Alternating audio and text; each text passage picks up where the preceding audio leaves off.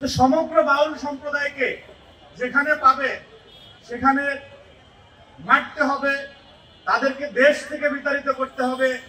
এটি কোনো ধর্মীয় রাজনৈতিক দলের বৈশিষ্ট্য হতে পারে না। আবহমান বাংলার সংস্কৃতি, এই বাংলাদেশের বাউল জারি সারি লোকগান পালা গানের আসর বসে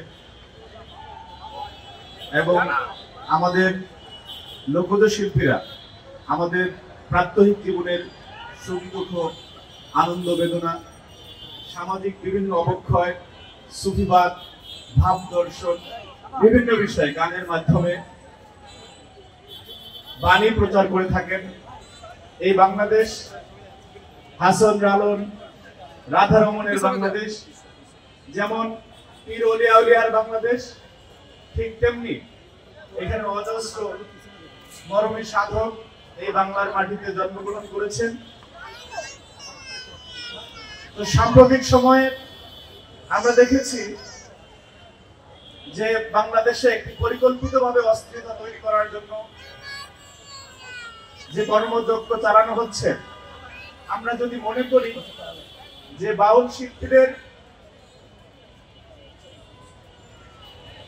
শিল্পীদের পালা গানের কথোপকথনের কোনো অংশ ধরে তারপরে তৌহিদি জনতার নামে এই হামলা করা হয়েছে, তাহলে আমরা বিষয়টিকে ভুলভাবে জানছি। এটি সুস্পষ্টভাবে বাংলাদেশকে একটি ব্যর্থ রাষ্ট্রে পরিণত করার জন্য ইতিহাসের পরাজিত শক্তি আজকে সুপরিকল্পিতভাবে এই পরিস্থিতি তৈরি করছে বলে আমরা মনে করি।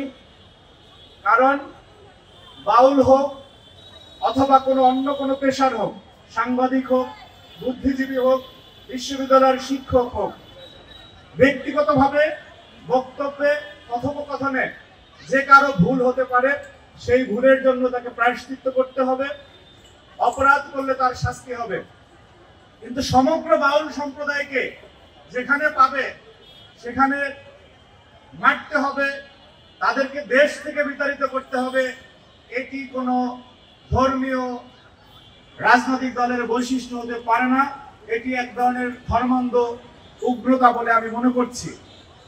সুতরাং যেই বাংলাদেশে আবহমান কাল ধরে লোকজ সংস্কৃতি চলেছিল, আমরা দৃঢ়ভাবে বিশ্বাস করতে চাই যারা একটি বিশেষ পরিস্থিতি তৈরি করে বাংলাদেশকে গণতান্ত্রিক মহাযাত্রায় উত্তরণের পথকে বাধাগ্রস্ত করতে চায়, তারা এই জঘন্য কর্মকাণ্ডের সাথে জড়িত।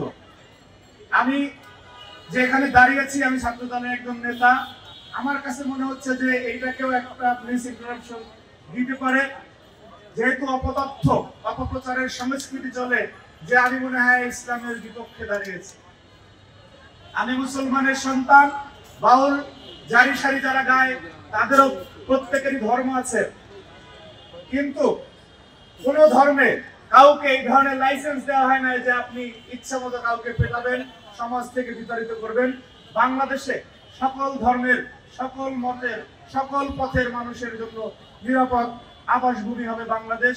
সেই লক্ষ্যেই সাম্য, মানবিক মর্যাদা এবং সামাজিক সুবিচারের বাংলাদেশ প্রতিষ্ঠায় এদেশে মুক্তিযুদ্ধ হয়েছিল এবং তারই ধারাবাহিকতায় 24 এদেশে গণ-অভ্যুত্থান সংঘটিত হয়েছে। সুতরাং আমরা স্পষ্টভাবে অনুধাবন করতে পারছি যে কোন বিশেষ শক্তি, কোন বিশেষ গোষ্ঠী যারা কিনা 5ই আগস্টের পরে বাংলাদেশে তাদের বক্তব্যের মাধ্যমে সবচেয়ে বেশি ফেতনা ছড়িয়েছে, সমাজে বিশৃঙ্খলা ছড়িয়েছে, তাদেরকে বাউল বিতাড়িত করার কোনো লাইসেন্স বাংলাদেশের মানুষ দেয়।